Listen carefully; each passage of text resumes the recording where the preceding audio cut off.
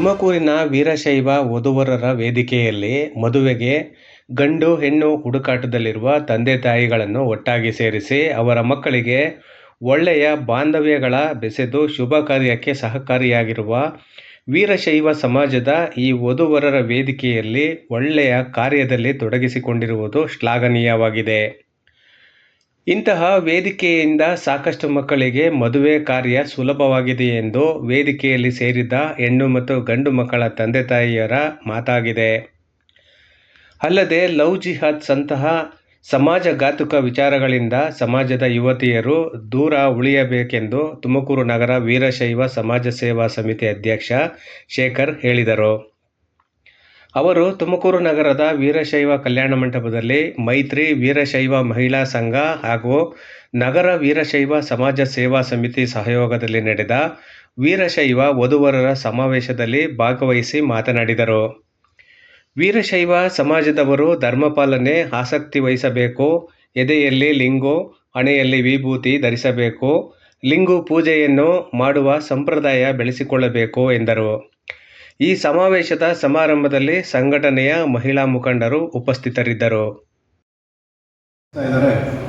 ಇದು ಆಗಲೇ ಭಾಳ ವರ್ಷ, ಒಂದೆರಡು ವರ್ಷ ಬಿಟ್ಟರೆ ಮತ್ತೆ ಅಂದರೆ ಸಂಘ ಸ್ಥಾಪನೆ ಆಗಿ ನಂತರದಲ್ಲಿ ನಿರಂತರವಾಗಿ ನಡ್ಕೊಂಬಂತ ಒಂದು ವಧುವರರ ಸಮಾವೇಶ. ನನಗೆ ಅನಿಸಿದಾಗೆ ಈ ಸಮಾವೇಶದಲ್ಲಿ ಸಾವಿರಾರು ಜನ ಸೇರ್ತಾರೆ. ಭಾಳಷ್ಟು ಕಿಕ್ಕಿರಿದು ಅವರ ಒಂದು ಅನಿಸಿಕೆಗಳನ್ನ ಅಂದರೆ ವಧುವರರ ಮುಖಾಮುಖಿ ಭೇಟಿಗೆ ಅವಕಾಶ ಆಗಿ ಇದು ಭಾಳಷ್ಟು ಅನುಕೂಲ ಆಗ್ತಾಯಿದೆ.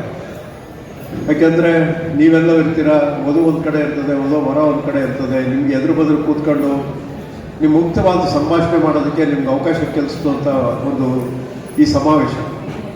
ನಾನಾಗಲೇ ಹೇಳಿದಾಗೆ ಈ ವಧುವರರ ಮಧ್ಯದಲ್ಲಿ ಈ ದಲ್ಲಾಳಿಗಳು ಪಾತ್ರಗಳು ಭಾಳ ಇರ್ತವೆ. ಇರೋ ಫ್ಯಾಕ್ಚುಯಲ್ ಆ್ಯಕ್ಟ್ ಏನು ಫ್ಯಾಕ್ಟ್ಸ್ ಇರ್ತದೆ ಅದನ್ನು ಎಲ್ಲರಿಗೂ ತಿಳಿಸ್ತಾರೆ. ಕದ್ದು ಮುಚ್ಚಿ ಕೆಲವು ವಿಚಾರಗಳನ್ನ ಮುಚ್ಚಿ ಮರೆ ಮಾಡಿ ವ್ಯವಸ್ಥೆಗಳಾಗ್ತವೆ. ಅದು ಗೊತ್ತಾದಾಗ ತೀರಾ ಅತಿರೇಕಕ್ಕೆ ಹೋಗುತ್ತೆ.